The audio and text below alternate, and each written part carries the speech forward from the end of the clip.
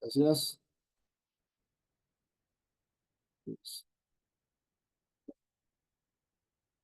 Bueno, estimados compañeros, compañeras, hermanos, hermanas, muy buenas tardes.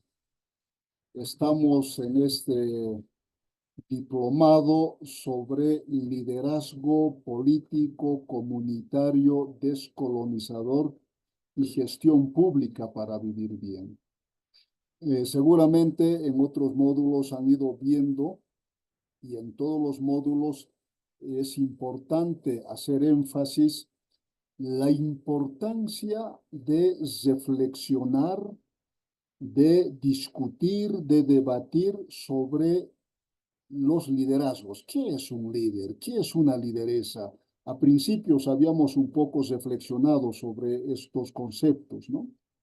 La necesidad de líderes y de lideresas es muy importante. Y a principios habíamos dicho de que todos y todas son líderes y lideresas en potencia. ¿Ya? No hay líder que nazca de nacimiento ni lideresa de nacimiento. Todos nacemos con esa gran potencialidad, con esa enorme potencialidad de ser hombres luz, de ser mujeres luz. ¿Verdad? El gran problema, habíamos dicho, es que en sistemas de dominación de minorías a mayorías, como en la actualidad vivimos, por ejemplo, en un capitalismo donde las minorías oligárquicas dominan a las mayorías trabajadores y trabajadoras, o en un sistema colonial donde minorías criollo mestizas dominan a los pueblos originarios, o en un contexto patriarcal donde varones dominan, digamos, a las mujeres. En estos sistemas de dominación se generan una cantidad de creencias y de mitos que encarcelan la enorme potencialidad con las que nacemos las personas, ¿no? Entonces, en un sistema patriarcal uno diría, no, vos mujercita nomás eres, nunca vas a poder ser nada. Bueno, si uno se la cree eso, si una mujer se la cree eso, entonces ya lo ha encarcelado a su potencial liderazgo. En un sistema colonial, por ejemplo, si alguien te dice, no, vos eres indígena, ojalá hubiera sido un gringo europeo o norteamericano, hubieras tenido grandes éxitos. Si no las creemos eso, esa supuesta inferioridad, entonces la hemos encarcelado también. O en un contexto capitalista donde al parecer, no al parecer, sino en los hechos, todo depende del dinero, uno diría, no, tú eres pobre y nunca vas a poder ser nada, porque acá la plata es la que manda, el dinero es la que manda. Ojalá hubiera tus papás tenido mucho dinero, tú hubieras sido un hombre exitoso. Si uno se la cree, esa creencia producida por el capitalismo en este caso, entonces va encarcelando. A eso muchos psicólogos y psicólogas la llaman, hay creencias limitantes. Yo las diría creencias que destruyen tu potencial de liderazgo. Entonces, en ese contexto, compañeros, todos y todas nacemos con esa enorme potencialidad, con ese potencial de ser líder o de ser lideresa. Entonces, en ese contexto, hermanos, estamos con este diplomado. Además de eso, subrayar, ¿no? El líder, decíamos a principios, no nace. Es decir, el líder no es carne, no es hueso. El líder es y la lideresa es el contenido que hay aquí en la carne, aquí en el hueso, en el ajayo, en tu racionalidad, en tu corazón, diríamos, ¿no? Es el contenido. Entonces, nadie nace de nacimiento líder o lideresa. Eso es una teoría absurda, ¿no? Es del pasado, ¿no? Las corrientes fascistas nos han querido hacer creer que uno de nacimiento nace para algo. No, eso es falso, ¿no? Entonces, ¿qué es la que le hace líder o lideresa a una persona? Decíamos, es el contenido que está en la persona y que sale de la persona y se traduce en sus acciones. Por tanto, ese contenido es resultado de un largo proceso de cultivar. Entonces, el líder y la lideresa, decíamos, se hacen, no nacen, no nacen, se hacen. Y si el líder y la lideresa se hacen en esa constante lucha, resistencia y rebelión de su pueblo frente a sistemas de dominación, pues el líder y la lideresa también se puede deshacer. Y la historia está llena de esos ejemplos. Y ahí hay que reflexionar qué factores destruyen liderazgos, qué tipo de personas destruyen genuinos liderazgos, hay que verlo eso. Y se acuerdan ustedes que a principios decíamos, uno de los personajes que destruyen a los grandes líderes o lideresas son los adulones, los yuncos, ¿no? Que en vez de decirle, hermano, esto está mal, cualquier cosa le dicen que está bien, está bien, está bien, y terminan destruyéndolo, es decir, el yunquerío, en otras palabras, ¿no? Entonces, también decíamos, compañeros, compañeras, de que hablar de líderes hay que ver su importancia en dos niveles, ¿no? Bueno, a ver, antes de pasar a eso, porque hoy vamos a reflexionar sobre economía política, hermanos, pero antes de entrar a eso, eh, a una persona le hace líder o lideresa, decíamos, el contenido que sale de la persona. Ese contenido que sale de la persona, que es resultado de un proceso permanente de cultivar, es la que puede traducirse en las acciones. Entonces, el contenido y las acciones pueden iluminar a su pueblo, pueden inspirar a las generaciones, a las personas, a la comunidad, al pueblo, a la sociedad, etcétera, ¿no? Ese contenido traducido en las acciones puede unir a su pueblo, a sus bases, etcétera. Recuerden ustedes, habíamos hablado de 22 convicciones y acciones que hace líder o lideresa a una persona. Convicciones y acciones, es decir, la convicción se traduce en una acción, ¿verdad? No hay convicción sin acción, porque los abuelos siempre decían a las personas por sus acciones hay que conocerlas. Hakero sarnakawipat, lurawipat, añaj, decían en Aymara. Aniu parlatapatik. En castellano diría, las personas se las conoce por sus acciones, por sus comportamientos. ¿Por qué? Porque en sus acciones, en sus comportamientos está sus pensamientos, sus creencias. Es decir, el contenido está ahí, ¿verdad? Entonces, en ese marco, eso es la que ilumina, ¿no? Es decir, los pensamientos y las acciones que salen como contenido de la persona son las que le hacen líder o lideresa a una persona. Y si una persona no se cultiva de modo permanente, también puede, como un combustible, agotarse de combustible y deja de iluminar, ¿verdad? Entonces yo les sugiero que revisen esos 22 principios o 22 convicciones y acciones que hacen líder a una persona o lideresa a una persona, ¿no? Entonces decíamos, estimados compañeros, reflexionar sobre líderes y lideresas y su importancia hay que hacerlo en dos niveles, decíamos, ¿no? El primer nivel es que este sistema mundo en que vivimos, patriarcal, colonial, por tanto racista, capitalista, por tanto mercantilista, liberal, por tanto egoísta, individualista, neoliberal, por tanto consumista, etcétera, este sistema mundo construido sobre ciertos pensamientos, mitos y creencias nos está conduciendo a toda la humanidad, decíamos, como dice Leonardo Boff, hacia una tragedia ecológica y humanitaria. Todos los indicadores sociales y medioambientales nos indican que la humanidad no vamos por buen camino. Y no lo dicen solamente teóricos de izquierda, entre comillas, ¿no? Porque la palabra izquierda y derecha también encubre realidades.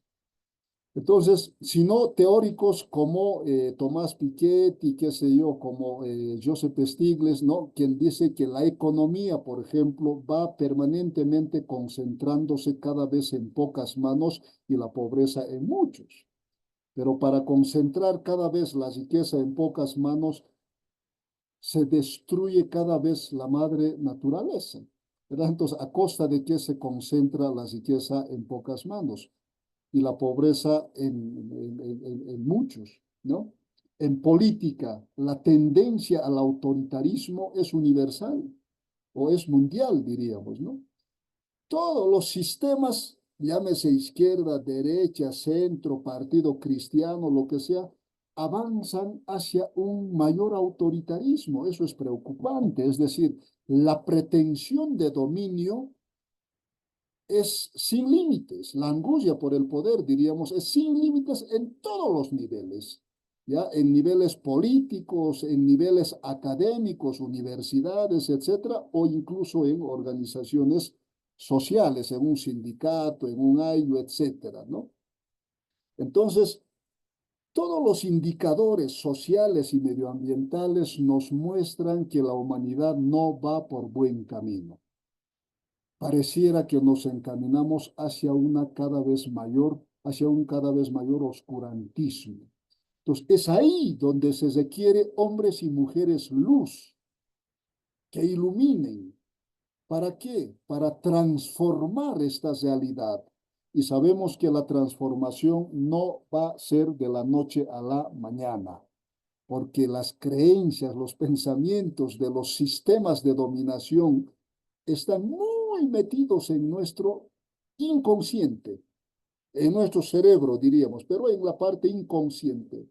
Entonces, cada vez que intentamos transformar, más bien terminamos reproduciendo aquello que hemos empezado cuestionando. Eso es la tragedia de toda la humanidad y sobre todo de hombres y mujeres que hemos venido luchando por transformar, ¿no? Entonces, hay que tomar conciencia de eso.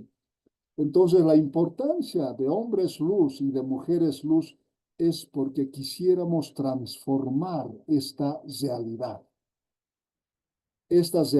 llamada, o esta sociedad llamada moderna, colonial, eurocéntrica, que ha sido construido con el pensamiento, con los mitos, con las creencias eurocéntricas y luego norteamericanas, es decir, que vinieron del occidente. Entonces, ahí está la importancia de hablar de líderes y de lideresas y desmitificar eso que nos han querido hacer creer de que el líder es por nacimiento. No, no, esos mitos han inventado con el fin de, eh, de legitimar un sistema de dominación. Es como querer hacer creer que el pueblo es una masa de descerebrados y cada 50 o 100 años se acuerda Tata Dios o Pachamama para darnos un hombre o una mujer con cerebro, ¿verdad? Son teorías absurdas. Entonces, el líder se hace y todos y todas nacen con esa potencialidad de ser líderes o lideresas que solamente hay que desarrollarlas, cultivarlas en esta permanente lucha, resistencia y rebelión de los pueblos para destruir o transformar estos sistemas de dominación. Entonces, la primera importancia para hablar de líderes y lideresas es para transformar esta realidad. ¿Y por qué? ¿Porque soy aymara, porque soy quechua, porque soy guaraní? No, porque este sistema mundial, este sistema mundo construido sobre pensamientos, creencias y mitos occidentales, nos está conduciendo a toda la humanidad hacia una tragedia ecológica y humanitaria. Entonces, ahí está la razón para hablar de descolonización. No es una opción étnica, sino es una necesidad mundial si queremos que la vida continúe. En segundo lugar, decíamos que hablar de líderes y de lideresas es importante para construir otro proyecto de vida fundamentada sobre otros pensamientos, sobre otras creencias, sobre otros mitos, sobre otros conocimientos. Lo que dice nuestra Constitución, decíamos, ¿no? Es decir, la Constitución dice, dejamos en el pasado el Estado colonial, republicano, neoliberal, y fíjense lo que dice, y asumimos el reto histórico, es decir, es alguna vez en la historia, el reto histórico de transformar colectivamente, es decir, el pueblo que no ha sido sujeto histórico ahora se concibe como sujeto histórico que piensa, planifica y ejecuta el proceso de transformación. Entonces, para eso hay dos elementos importantes, decíamos.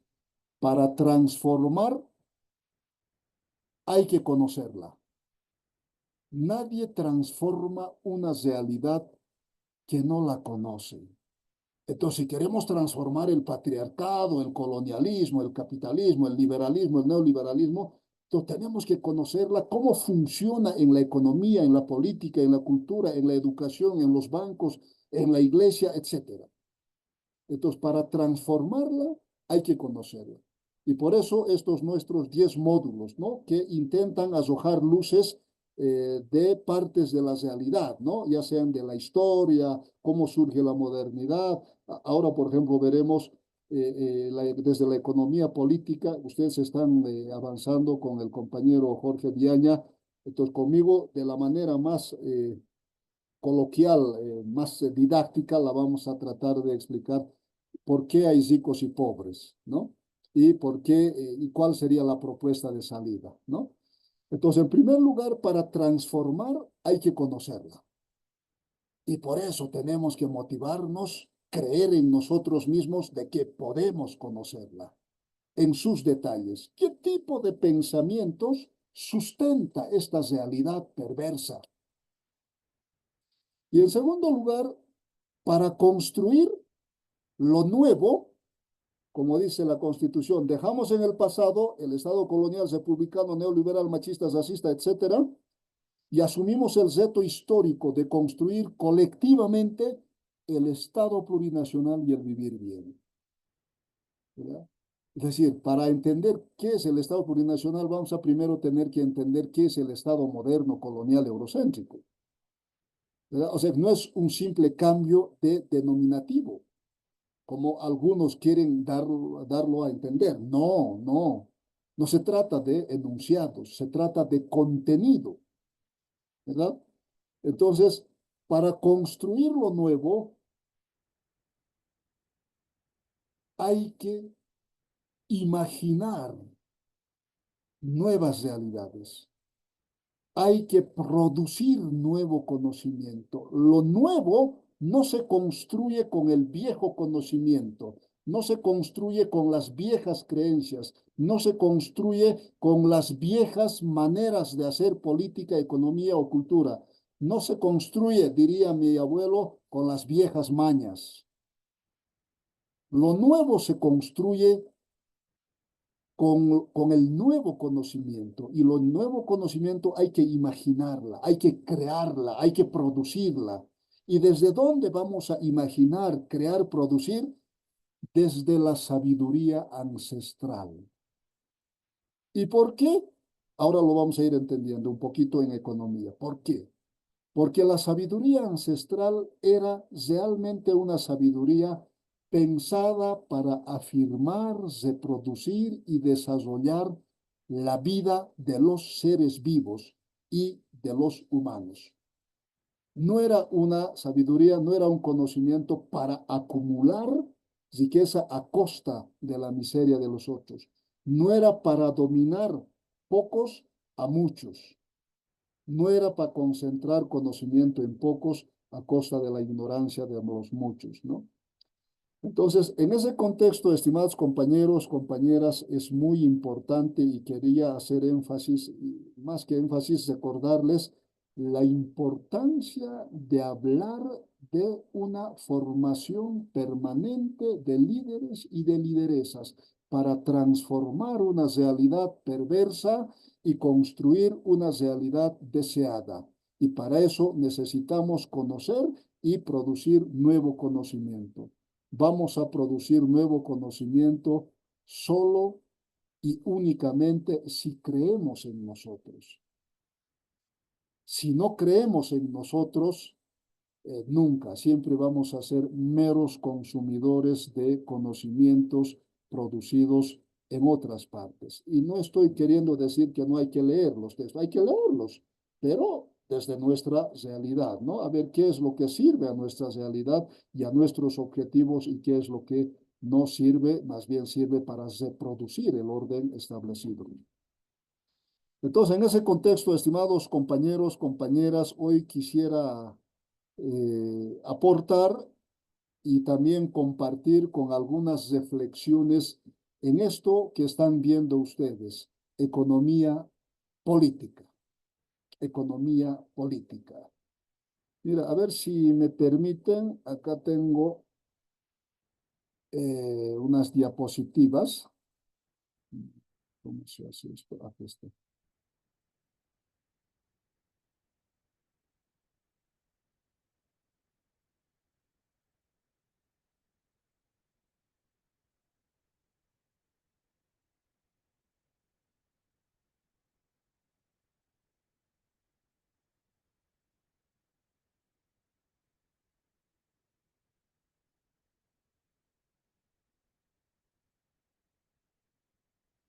Bueno, no sé si se ve. A ver si alguien puede decirme si se ve. Sí, está compartiendo, hermano. Gracias, hermano, muy amable. Mira, de la manera más sencillita, ¿no? A ver, cuando hablamos de economía, ¿de qué estamos hablando? Estamos hablando de estos elementos, ¿no? La economía, vamos a decirlo, pueden haber distintas versiones, etcétera, pueden ustedes enriquecerlo, etcétera. Vamos a decir que la economía es una ciencia social que estudia sobre la producción, distribución, circulación y consumo de los bienes y servicios para satisfacer las necesidades de las personas. Es decir, ¿por qué, cómo y para qué se produce, por ejemplo, esos bienes y servicios? ¿Cómo se distribuye? ¿Cómo circula? Eso ya es el mercado, ¿no? ¿Cómo circula? ¿Y cómo se consume? ¿Verdad? Entonces, tiene que ver con ese ámbito, la economía, y cuando decimos política, economía política, entonces la política en este caso tiene que ver con el pensar y decidir, ¿ya? Sobre, en este caso, la economía, ¿no? ¿Cómo se toman esas decisiones? ¿Quiénes lo toman esas decisiones? En contextos políticos, económicos y culturales o sociales. Es decir, cómo se toman las decisiones económicas. ¿Verdad? Entonces, la economía política tiene que ver con eso, ¿no? Es decir, con reflexionar, debatir, discutir, ya ese campo de la producción, distribución, circulación y consumo de bienes materiales y servicios, obviamente orientados a la satisfacción de las necesidades de los pueblos, de las personas, etcétera, ¿no? Y lo político, reitero, con cómo se toman las decisiones sobre estos temas económicos, ¿no? Producción, distribución, circulación, etcétera. Entonces, para eso, compañeros, bueno, esto es muy importante. En algún momento habíamos dicho, la vida funciona como campos. Imagínense una cancha de fútbol. En una cancha de fútbol hay 22 jugadores y de los 22 jugadores, quienes no conocen las reglas de juego, no lo va a entender. Bueno, ahí están coseteando detrás de una bola medio blanca. No sé qué están haciendo, diría uno. Entonces, hay ciertas reglas de juego que construyen el sentido común y en función a eso los jugadores juegan. Entonces, la vida es más o menos similar a eso. Hay campos. Está el campo económico, donde hay jugadores y también hay reglas de juego. ¿Verdad? Y también hay, como en la tribuna, espectadores. Espectamos La mayoría, en este caso, del pueblo es un espectador de los jugadores, ¿no? Sobre todo en la política, ¿no? Y hay reglas de juego. Esas reglas de juego pueden ser escritas o no escritas. O también hay otro campo que es el campo político, donde hay jugadores, hay reglas de juego. ¿Quiénes habrán hecho esas reglas de juego? Eso la vamos a ir discutiendo en filosofía política. En economía política la vamos a ver quiénes establecen las reglas de juego, ¿no? Entonces vamos a entender en ese sentido, compañeros, esta reflexión sobre economía política. A ver, para eso, estimados hermanos, hermanas, quisiera empezar sobre esto que está ahí, ¿no? ¿Qué es el ser humano? ¿Qué es el ser humano? Seguramente muchos tenemos múltiples respuestas y yo quiero, para entender la economía política, definir al ser humano de este modo. En primer lugar, el ser humano es un ser viviente. ¿Qué quiere decir eso? Que en el planeta hay muchos seres vivientes. Entonces el ser humano es uno más, no es el único. ¿Ya? Entonces, en tanto y cuanto somos seres vivientes, somos igualito que los animalitos, somos igualito que las plantas, etcétera, ¿no? Somos un ser viviente más del mundo de los seres vivientes. En segundo lugar, el ser humano es un ser viviente necesitado. Es decir, el ser humano y todos los seres vivientes tienen necesidades, porque hay un metabolismo para seguir viviendo, consume materia y energía. Entonces nosotros cuando comemos estamos comiendo materia y energía, ¿verdad? Y nuestro organismo absorbe la energía y con eso podemos seguir moviéndonos. Las plantas lo mismo, los animalitos lo mismo. Entonces, en segundo lugar, los seres humanos somos unos seres vivientes necesitados. Y la necesidad se calma con el consumo. Si no consumimos, la necesidad puede terminar anulando la vida, negando la vida. En otras palabras, matándonos. ¿No ven? Lo mismo las plantitas. Si no consumen, no van a calmar la necesidad y por tanto van a terminar muriendo. O los animalitos. Entonces, hasta ese segundo lugar somos igualito que otros seres vivientes. Todos los seres vivientes somos seres necesitados. En tercer lugar, al ser seres vivientes y necesitados, el ser humano es un ser viviente vulnerable y frágil. ¿Por qué vulnerable y frágil? Porque si no satisface las necesidades, puede terminar muriendo. Ejemplo, ¿no? Si uno tiene hambre, si no calma el hambre, va a terminar muriendo de hambre. Y si come en exceso, ¿verdad? Se va a generar una serie de complicaciones, por eso vulnerable y frágil, ¿no? Si tenemos frío, no nos abrigamos, ¿verdad? Vamos a terminar muriendo de frío. Pero si nos abrigamos en exceso, también eso nos va a complicar la existencia, ¿verdad? En un lugar donde la temperatura esté 30, 35 grados y te abrigues, pues es increíble, ¿no? Eso puede terminar también generando muchos problemas de salud, ¿no?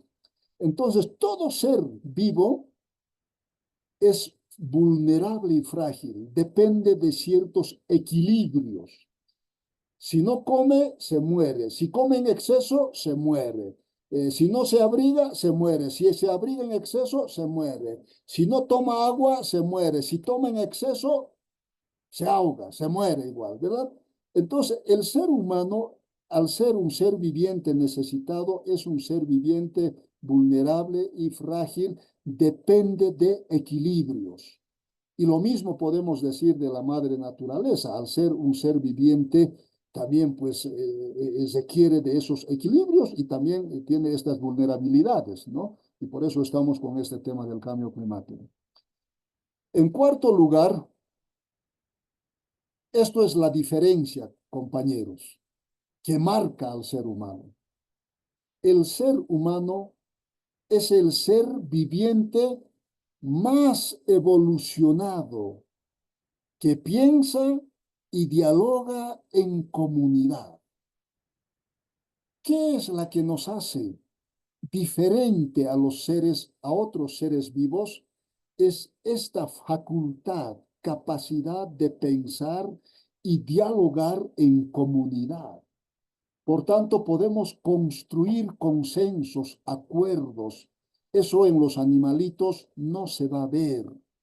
No va a haber esa capacidad de pensar y dialogar en comunidad y construir consensos, ¿verdad? El ser humano entonces tiene esta capacidad. Mira, la neurociencia dice que tenemos más o menos 86.000 millones a 100.000 millones de neuronas. Y cada neurona, dice Stanislas Dehaene, por ejemplo, un neurocientífico francés, dice, cada neurona es comparable con un microprocesador. Imagínense la cantidad de microprocesadores que tenemos acá.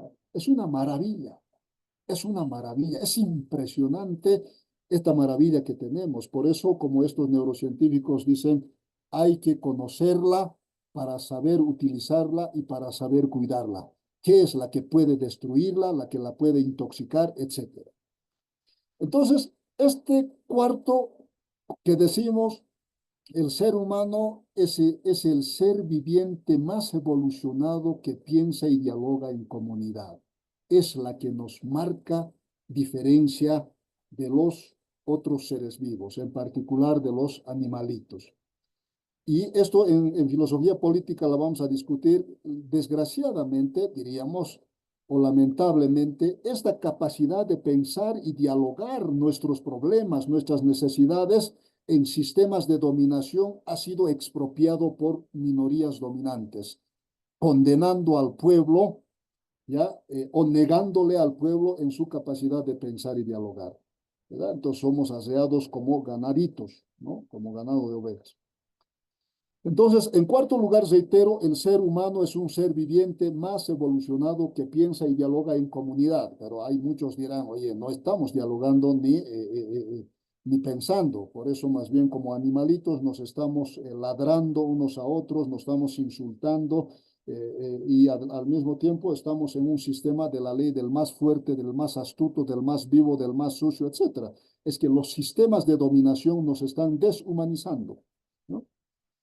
En quinto lugar, esta es la segunda característica que nos hace diferente a los seres vivos como son los animales, ¿no? El ser humano es un ser viviente natural y originariamente comunitario. Ahora la neurociencia lo dice con mucho más lucidez, ¿no? De que el ser humano es un ser hecho para vivir en comunidad. El liberalismo nos ha querido hacer creer de que el ser humano por naturaleza es un ser egoísta, individualista. No, el egoísmo, el individualismo es una construcción social, por tanto es algo aprendido, es algo adquirido. El ser humano es natural y originariamente comunitario. Entonces son estos sistemas de dominación y en particular el liberalismo, que es una concepción antropológica donde cree que el ser humano por naturaleza es egoísta, individualista. Por eso Hobbes decía, el hombre es lobo del hombre. Pero lamentablemente el liberalismo ahora nos ha construido eso. Y eso es la que estamos viviendo. Todos contra todos competimos.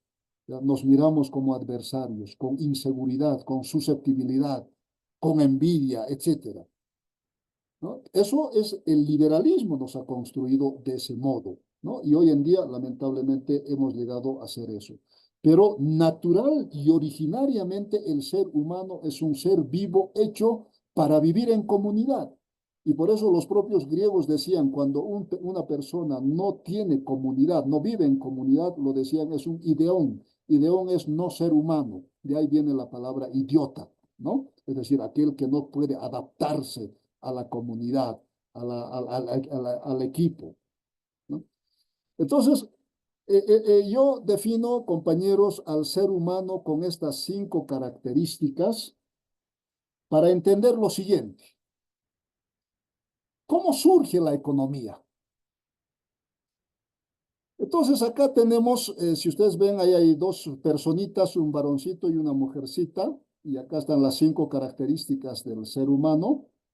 Entonces, como decimos en el segundo lugar, el ser humano es un ser viviente necesitado, es decir, si tiene hambre el ser humano, el hambre es el principio de la negación de su vida. ¿Qué quiere decir eso? Si persiste el hambre, va a terminar muriendo de hambre. Entonces el ser humano, fíjense acá, su primera relación con la naturaleza es para negar la necesidad. ¿Qué quiere decir eso? Mira, el ser humano tiene hambre. Esa, como diría el profesor Enrique Dussel, ¿no? Esa necesidad le mueve sus energías. El ser humano, al ser el ser más evolucionado, tiene una voluntad de querer seguir viviendo. No es un instinto, es una voluntad consciente de querer seguir viviendo.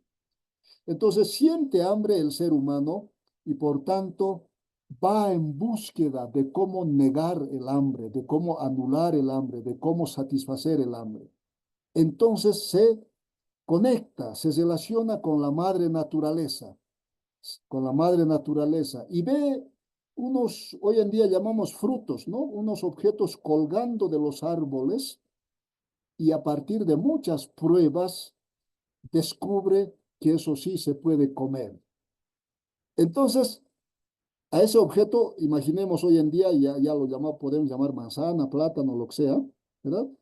Coge este ser humano necesitado ese fruto en la naturaleza, agarra con sus manos, la lleva a su boca y la consume. Entonces, ¿qué sucede al consumir ese fruto de la naturaleza que va a ir recolectando? Lo que sucede con el consumo es afirma la vida, porque la vida estaba en riesgo, pero para afirmar la vida ha tenido que negar la necesidad. Ha negado la necesidad. Entonces, el consumo es la negación de la necesidad. Y al negar la necesidad, el consumo permite afirmar la vida. Es decir, el hambre le estaba debilitando, ahora el consumo le hace revivir. Eso es afirmar. Hakatatayitua, decimos en Aymara, ¿no? Me hace revivir. Estabas de sed, ahora tomas agua y afirmas la vida. Y al afirmar la vida, permites que la vida continúe. A eso lo vamos a llamar reproduce la vida. Y al reproducir la vida puede ir mejorándose al descubrir nuevos frutos. Entonces, acá podemos ver, estimados compañeros, compañeras, en mi reflexión, la primera relación del ser humano con la naturaleza es para afirmar, reproducir y desarrollar la vida.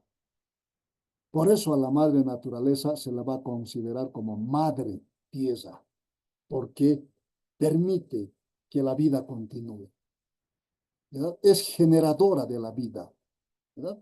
Esa es la primera relación. Entonces, los primeros humanos han pues vivido de la recolección, han descubierto qué frutos se pueden comer y no se pueden comer. Imagínense cuánto tiempo habrá costado descubrir qué es lo que se puede comer y qué es lo que no se puede comer. Cuánta gente habrá comido un fruto y después habrán muerto, ¿no? Entonces, al ser el ser viviente más evolucionado, pues ha permitido producir estos conocimientos, ¿no? Entonces, aquí viene, diríamos, una especie de segunda etapa.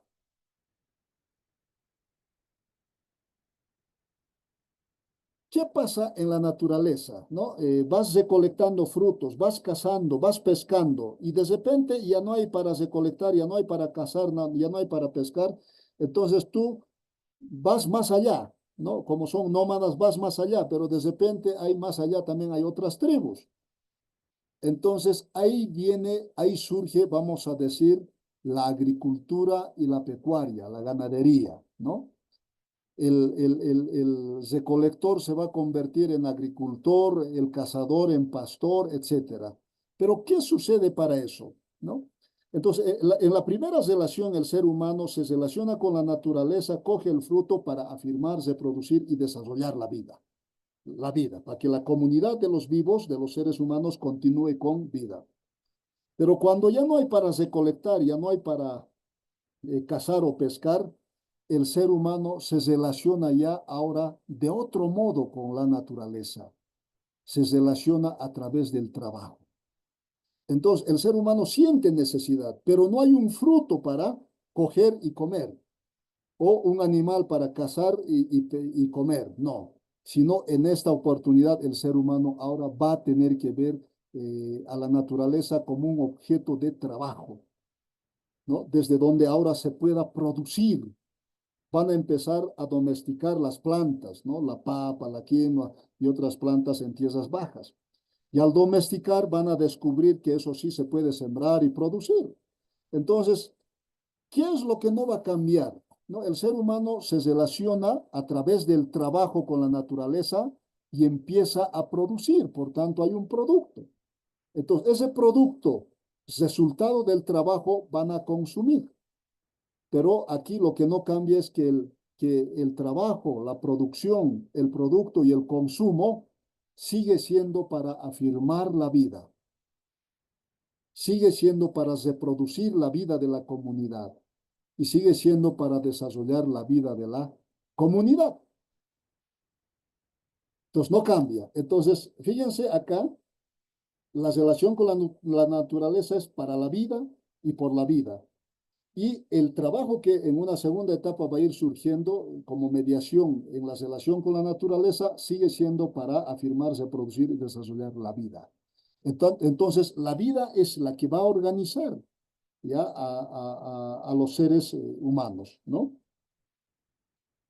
Entonces, de ese modo podemos decir lo siguiente, ¿no?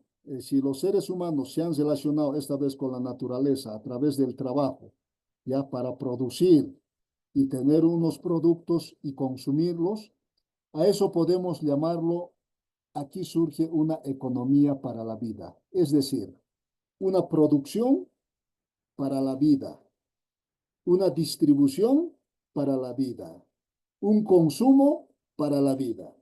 Por tanto, las decisiones que van a hacer, ya sea en la producción, en el consumo o en la circulación o en la distribución, va a ser decisiones pensadas para que la vida continúe, la vida de la comunidad. Si se van a organizar, si se van a distribuir las tierras, etcétera, va a ser todo pensado para la vida. Y lo mismo podemos decir de la política, ¿no? Es decir, si bien se van a organizar para cazar, ¿verdad? Qué sé yo, el más robusto va a ser el líder, o qué sé yo, el más ágil, flaco va a ser el que se suba a los árboles, etcétera, para vigilar de dónde vienen animales, o se organiza en la familia, etcétera, o para la pesca, ¿verdad? La política también es para la vida. Y si ellos ya van a empezar a transmitir los conocimientos que han ido generando para que la vida sea más vivible, esa transmisión de conocimiento la van a llamar educación.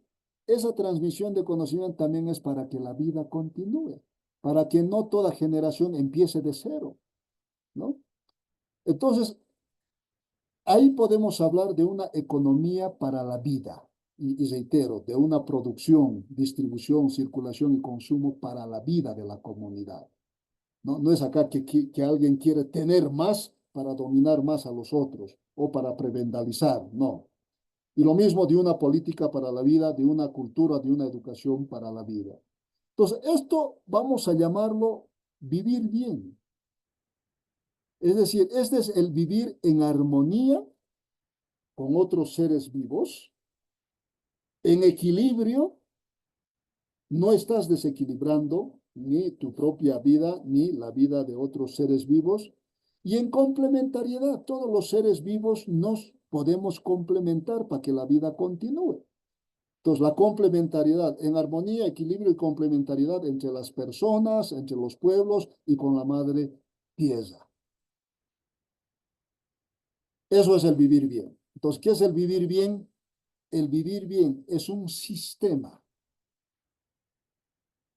es una totalidad, donde la economía, y ya sabemos a qué nos estamos refiriendo con la palabra economía, donde la economía es para la vida de la comunidad de los seres vivos, en particular de los seres humanos. Donde la política, es decir, la política tiene que ver con la capacidad de pensar y dialogar y decidir y llegar a acuerdos sobre nuestras necesidades, sobre nuestros problemas. La política es la capacidad de pensar y dialogar en comunidad sobre la vida y para que la vida continúe. Entonces, la política también es para la vida, no es para la dominación, ¿verdad? Como hoy en día conocemos. La política dice que es el arte de gobernar. ¿Y qué es gobernar? Gobernar es dominar. ¿Y cómo dominas? Divide para reinar, decía Maquiavelo. Entonces, en el vivir bien, la política es para la vida, para afirmarse, producir y desarrollar la vida.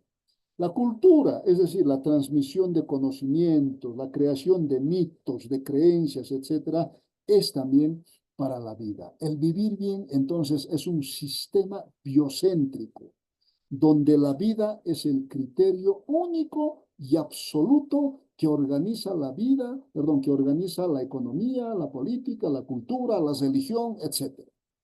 Entonces, el vivir bien es vivir en armonía, equilibrio y complementariedad entre las personas, pueblos y otros seres vivos y con la madre tierra para que la vida continúe, ¿no? Entonces, a eso lo vamos a llamar economía para la vida.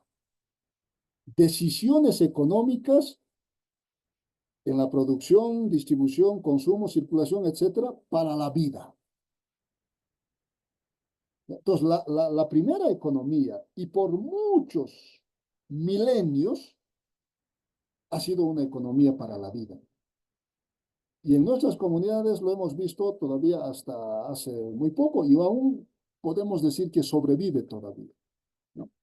En cambio, en Europa, desde hace más o menos unos 5.000, 8.000 años atrás o 10.000 años atrás, algunos lo dicen, ya ha surgido una economía donde pocos empiezan a vivir a costa de los otros, ¿no? Con el surgimiento de las ciudades. Entonces, a esto lo vamos a llamar economía para la vida, es decir, la producción, distribución, circulación, consumo y decisión sobre estos elementos es para la vida, es para la vida, no es para la acumulación, no es para la dominación, no, es para que la vida continúe. Se puede profundizar mucho en estos temas, ¿no? Desde realidades concretas, ¿no? Pero acá el objetivo es mostrar en términos genéricos. ¿Cómo se ha transitado a la economía no para la vida, a una economía de dominación y explotación? ¿Cómo se ha transitado? Mira, acá tenemos la modernidad, ¿no? Lo hemos titulado Economía para la muerte. ¿Qué es la muerte? La muerte es la negación de la vida, ¿no? La muerte es la negación de la vida. ¿Y cuál es el principio de la negación de la vida? Es la dominación. La dominación, ¿ya? Es el principio de la negación de la vida de todo ser vivo, y en particular de los seres humanos. Ninguna dominación es positiva. La dominación patriarcal o machista es la negación de la vida de la mujer. Tal vez no del todo, pero la disminuyes, la devalúas, la inferiorizas para dominarla. En un sistema colonial, el racismo es la inferiorización de aquel otro ser vivo. Lo inferiorizas y lo haces aparecer como menos humano, ¿verdad? Eso es el principio de la negación de la vida. Y a partir de eso le puedes negar alimentación, le puedes negar educación, le puedes negar pensar, hablar, etcétera, ¿no? Y ya lo deshumanizas, ¿no? Entonces, la muerte es la negación de la vida. Entonces, ¿cómo transitamos a la economía para la muerte? mira acá lo que decimos, ¿no? Surgen estos sistemas económicos de dominación y explotación de minorías a mayorías, que son los productores directos. Las mayorías siempre van a ser los productores directos. A lo largo de la historia han ido cambiando de nombre, sobre todo en la historia europea, ¿no? Ha habido sistemas esclavistas, feudales, etcétera, ¿no? Pero en el fondo es pocos viven a costa de los muchos. Esos son sistemas de dominación y explotación, ¿no? Es decir, esos pocos vamos a llamarlo oligarquías, ¿no? Que van a vivir de los y las trabajadoras y de la madre tierra. Y estas oligarquías van a producir relatos, mitos, conocimientos que justifiquen esa dominación y explotación. El capitalismo ha producido una cantidad de creencias, de mitos, de conocimientos que justifican esa dominación y explotación a muchos y a la madre tierra, ¿no?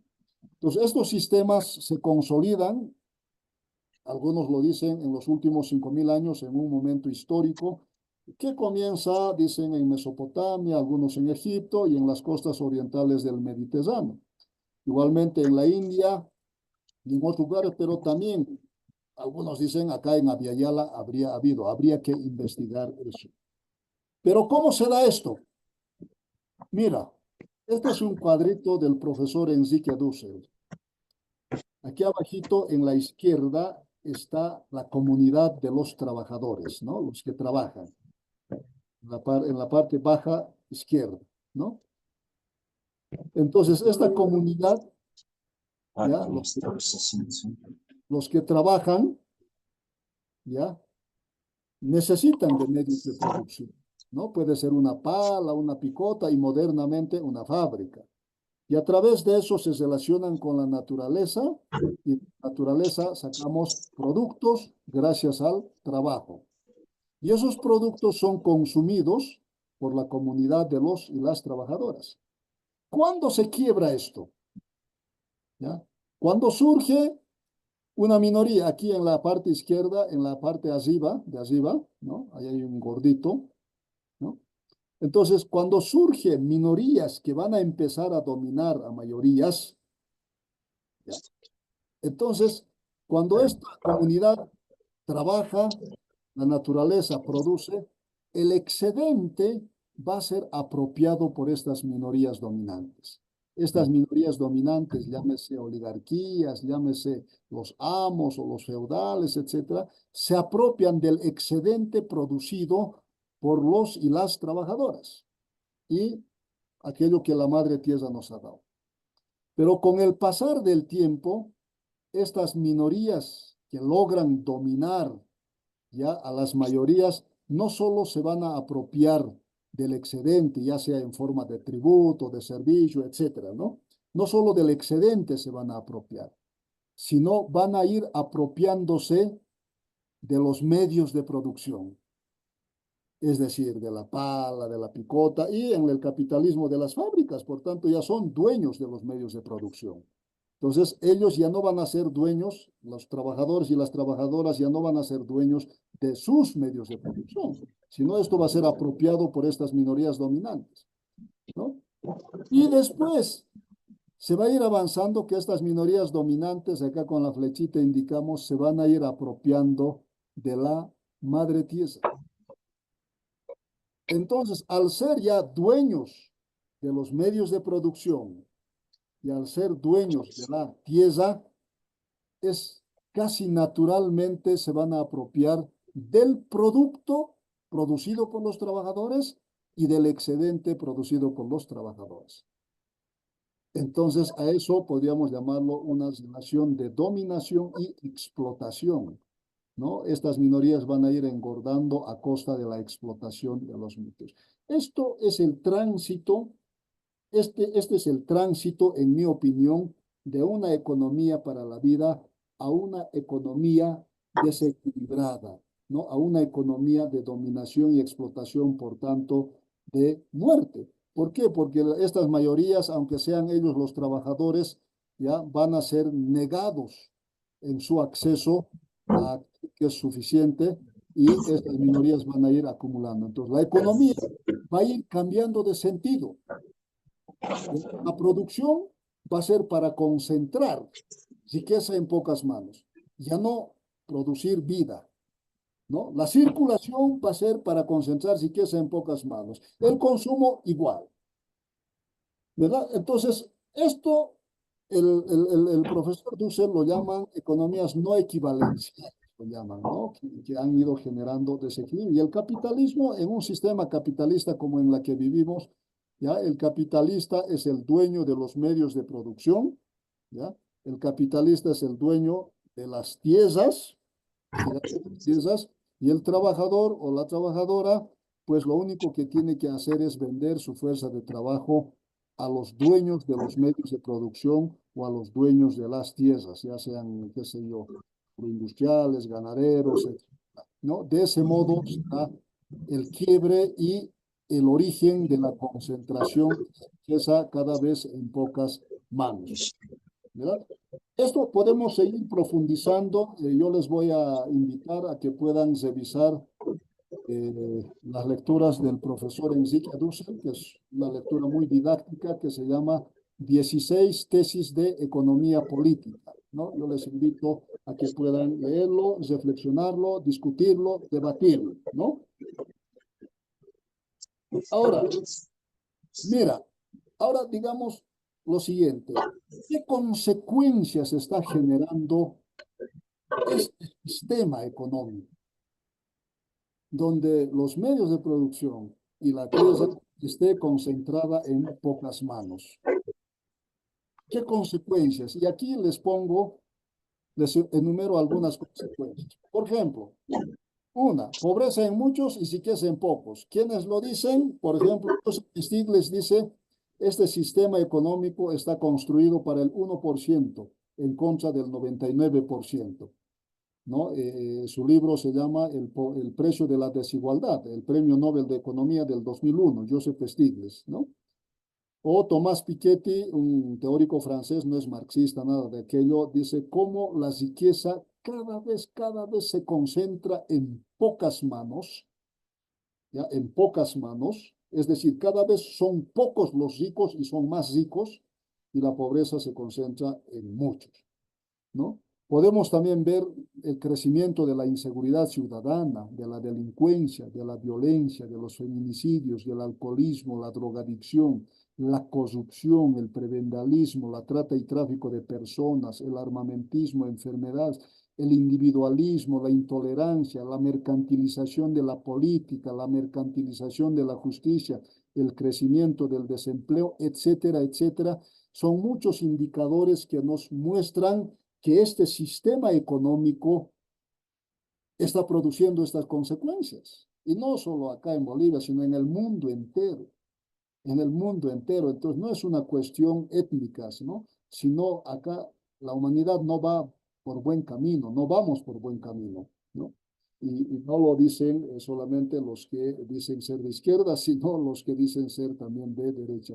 En otras palabras, la consecuencia social de ese sistema económico es la descomposición de la vida social. La vida social tiende a una cada vez mayor incertidumbre. Pero la otra consecuencia es esto, la contaminación de suelos y subsuelos por la angustia de concentrar riqueza en pocas manos sube todos los días. La contaminación de ríos, de lagos, de océanos sube todos los días. La contaminación del aire sube todos los días. La contaminación de la atmósfera sube todos los días. La generación de montañas y montañas de basura sube. La deforestación sube. Por tanto, el calentamiento global del planeta también sube todos los días. Consecuencia, sistemáticamente ese modo de entender la economía y de hacer economía para concentrar riqueza de modo infinito, nos está llevando a una destrucción sistemática de la madre tierra, que es nuestra única fuente de vida. Y el pensamiento, la racionalidad que sostiene Ese modo de hacer economía es la que hay que reflexionar, discutir, dialogar para construir propuestas. Entonces, en conclusión para esta parte, las consecuencias de esta sociedad moderna y en particular del modo de producción, del modo de apropiación capitalista, son estas dos. Por una parte, la descomposición de la vida social va en crecimiento, va en aumento. No hay indicadores sociales que nos digan que la humanidad tiende a convivir de mejor modo. No. ¿Tiende a distribuir la riqueza de mejor modo? No. La segunda consecuencia, la destrucción de la madre tierra también es de modo sistemático y en crecimiento. No hay un indicador que nos diga que este sistema de producción económica, circulación, distribución, este sistema económico nos esté llevando a buen camino. En síntesis, ambas consecuencias nos llevan a decir que la vida, sobre todo de la humanidad, se encamina a una cada vez mayor incertidumbre. Entonces, por eso la necesidad de pensar y de conocer cómo funciona el capitalismo y cuál sería la otra economía alternativa a esa economía. ¿Sí? Entonces, ahí decimos, compañeros y compañeras, de que el conocimiento, la ciencia que nos ha presentado, en este caso al capitalismo, como lo más racional, como lo más científico, los resultados nos pueden permitir afirmar que es irracional. Eso que parece racional es irracional. Destruir tu única fuente de vida es irracional. El consumismo, por ejemplo, que el capitalismo y el neoliberalismo nos ha producido, el consumismo, como dice Bauman, el consumismo se da, dice, por tres factores, ¿no? El consumismo no es lo mismo que el consumo, porque el consumo es para afirmar la vida. Entonces, si yo tengo hambre, como. Si yo tengo hambre, produzco y después consumo. Si yo tengo frío, produzco chamaza y consumo, ¿verdad? Me abrigo. Pero el consumismo no es, dice, para afirmar, reproducir y desarrollar la vida. El consumismo es por ostentación. Uno quiere ostentar, quiere mostrarse, ¿verdad? Está haciendo frío, entonces yo me vestiré con una mini solamente para ostentar, o me compro cosas para ostentar, para mostrarme. Y el mercado me induce a eso. El consumismo, dice, es por distinción, ¿no? Yo quiero distinguir, todos queremos distinguirnos, y por eso la moda tiene éxito. ¿Quién está a la moda? Y finalmente el consumismo es por competencia. Todos estamos compitiendo. Por eso el consumismo es irresponsable y es a costa de la destrucción de la madre naturaleza y de la convivencia social, ¿verdad? Pero, como dice el propio expresidente Pepe Mujica, decía, el alma del capitalismo es el consumismo, porque el consumismo no tiene límites, es la que mueve al capital, ¿verdad? Y el capital es incrementar la tasa de ganancia, ganancia, ganancia, y eso se genera con el consumismo. Si tú tienes una chamarra que se ha perforado, pero tienes la capacidad de costurarlo o remendarlo, eres un pésimo cliente para el mercado, ¿verdad? Con personas como usted, el capital va a fracasar, ¿verdad? Entonces, para cesar, estimados compañeros, compañeras, quiero decir lo siguiente, ¿no? La economía nace para la vida, surge en sus orígenes para la vida, para afirmar, reproducir, desarrollar la vida. Y la relación con la madre naturaleza ha sido la primera relación y la segunda relación para afirmar, reproducir y desarrollar la vida. En otras palabras, para producir felicidad, no angustia. Pero cuando eso se quiebra y surgen minorías que oprimen a mayorías, esas minorías se van a ir apropiando de los medios de producción de la tierra. ¿Para qué? Para dominar y explotar a las mayorías, ¿no? Y en un sistema capitalista eso funciona con quiénes son los y las trabajadoras, ¿ya? Los trabajadores y las trabajadoras, y cómo esa riqueza, porque la riqueza no la crean los dueños de medios de producción. En otras palabras, la riqueza no crean los empresarios, sino la riqueza se crea a partir del trabajo, ¿ya? Entonces, en ese contexto, pues esa economía, ese sistema económico moderno llamado capitalista nos está llevando a estas consecuencias, ¿no? Tanto sociales como en nuestra relación con la madre naturaleza, y por tanto la vida tiende a una cada vez mayor incertidumbre. Esto es lo que decía el profesor Leonardo Bosch, que hace rato les decía, ¿no? Acá dice, por ejemplo, numerosos indicios, esto lo afirma en un librito que se llama Liberar la Tierra, que lo escribió el 2018. Dice lo siguiente, ¿no? Numerosos indicios nos muestran que nos dirigimos hacia una tragedia ecológica y humanitaria.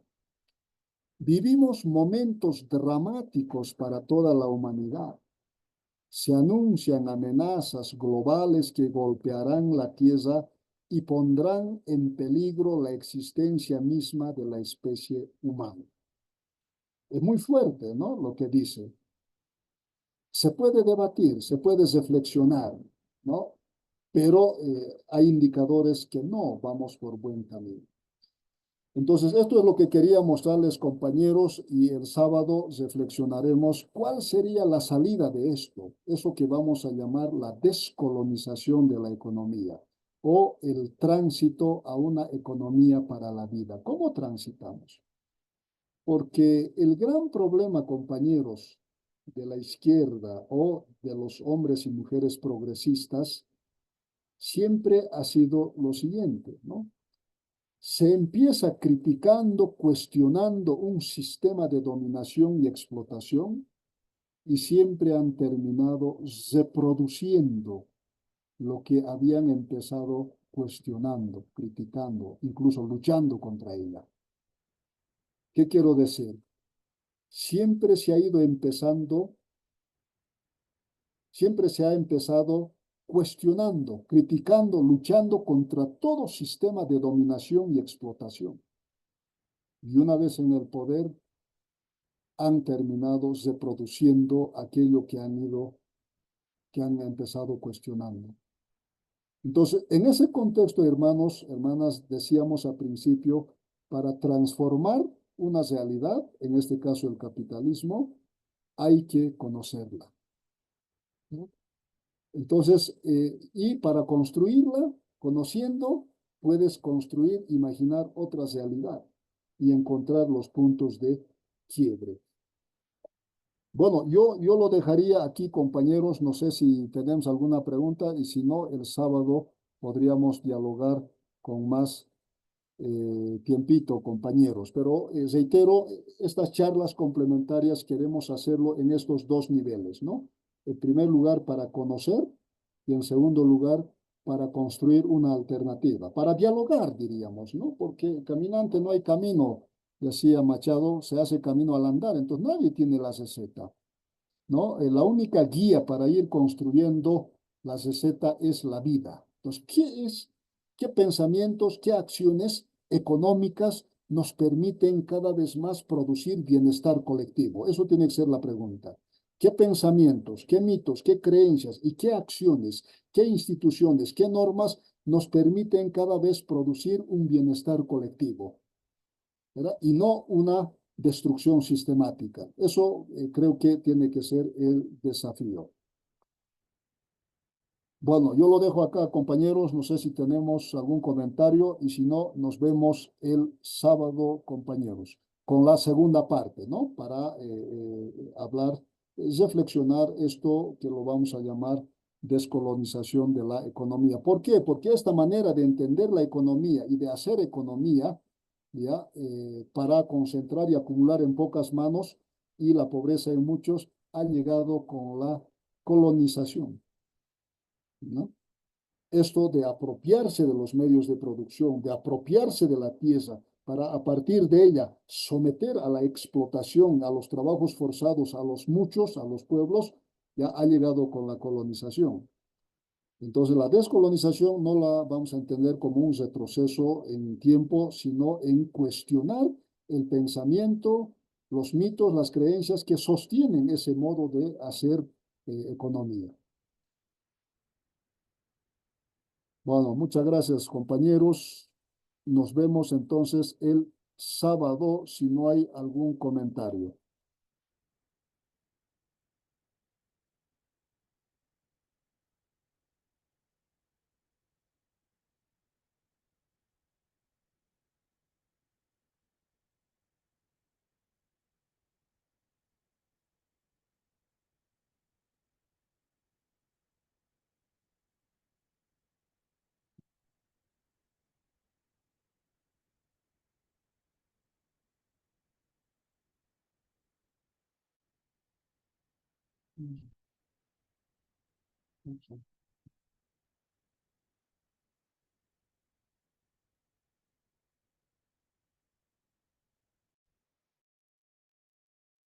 Buenas noches, Luis.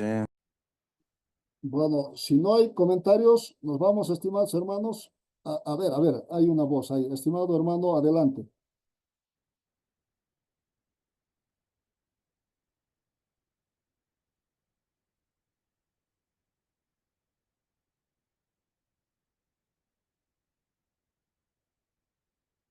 Bueno, creo que no tenemos buena señal. La lluvia también dificulta un poco la señal. Entonces, les sugiero lo siguiente, compañeros. Con estos elementos, el sábado, de manera más corto, yo presentaré, en mi opinión, cómo sería la salida, ¿no? Entonces, ahí podamos dialogar cómo salimos de esto que la humanidad, como dice Boff, nos estamos yendo cada vez a mayor incertidumbre de la propia continuidad de la vida, ¿no?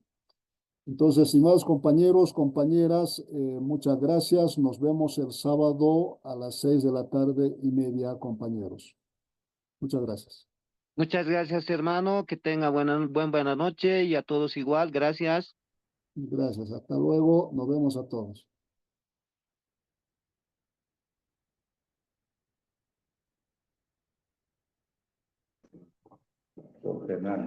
Buenas noches, hasta luego. Buenas noches, hasta luego. Hasta luego, hasta luego. Hasta luego, hasta luego.